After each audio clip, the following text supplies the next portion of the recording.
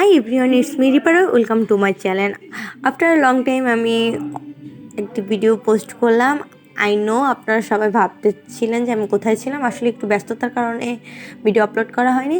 তো ওই দিনও আমি ব্যস্ত ছিলাম। দেখতে পাচ্ছেন যে আমি বাসে, আর ওই যে গাড়িগুলো যাচ্ছে আমাদের প্রাইম মিনিস্টারের কার যাচ্ছে।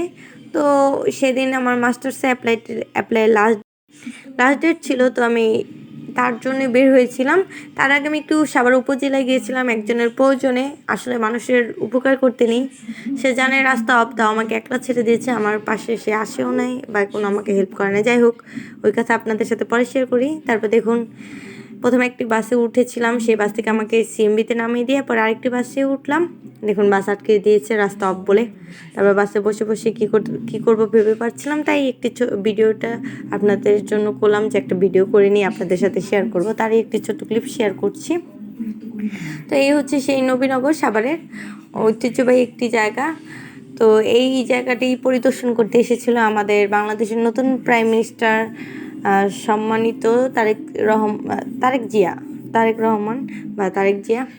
যাই হোক, এই দেখুন, তো এখানে সব প্রশাসন ছিল, সেনাবাহিনী ছিল, পুলিশ প্রশাসন ছিল। তো তারই একটি, এই যে নবীনগর জায়গাটায় একটি গল্প শেয়ার করি। এখানে আমাদের অনেক স্মৃতি, কারণ ইউনিভার্সিটি যেতে আমার প্রত্যেক সময় এই রাস্তাটাকে মানে ক্রস করতে হয়। তো আমরা যখন ইউনিভার্সিটি থেকে আসতাম, তো এখানে অনেক আড্ডা দিতাম। তো আমার ফ্রেন্ড সার্কেলরা যারা এই ভিডিওটা দেখছেন, অবশ্যই কমেন্টে বলবি। আমরা খুব আনন্দ করে কাটিয়েছি, আর এই জায়গাটাই খুবই ভালো লাগার জায়গা বলা যায়। এখানে অনেক মুহূর্ত আর অনেক স্মৃতি আছে। তো দেখুন, এখানে সব ধরনের প্রশাসন, সেনাবাহিনী আছে, পুলিশ আছে। তারপর ওইখানে যে ক্রাউডটা দেখতেছিলেন, ওইখানে আমাদের মানে সাভার জেলা বা আশুলিয়া জেলার যে বিএমপিতে বিজয় হয়েছেন ডাক্তার দেওয়ান মোহাম্মদ সালাউদ্দিন, উনি হচ্ছে বক্তৃতা দিচ্ছিলেন। তো ওনারই রিপোর্টাররা কিছু ক্লিপ নিতেছিল, আমিও তার ফলে বাসে বসে কিছু সামান্য ক্লিপ নিলাম। ওই দেখুন, কত পুলিশ, কত লোক, অনেক ভিড় হচ্ছিল। তো ভিডিওটা আপনাদের সাথে শেয়ার করলাম। তো গল্পটা যে বললাম, আমি যার সাথে আজকে উপজেলা গিয়েছিলাম, তার জন্য আমার লেটও হয়েছিল, তাই আমার এইরকম 2বার বাসে উঠতে হয়েছে, দেন জ্যামে পড়তে হয়েছে।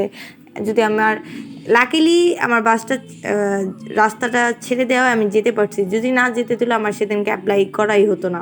মানে আমার লাইফের একটা ইম্পর্টেন্ট জিনিস নষ্ট হয়ে যেত। বাট আমি তার উপকার করার পরও সে আমাকে এরকম একটা সিচুয়েশনে একলা ছেড়ে দিতে পারলো। আসলে মানুষের উপকার করতে নেই, আমি এটা বুঝলাম। আর জীবনে একলা চলো, কোনো এক্সপেকটেশন রেখো না কারো প্রতি, তাও তুমি ভালো থাকবে। ভিডিওটা ভালো লাগলে লাইক কমেন্ট শেয়ার করো।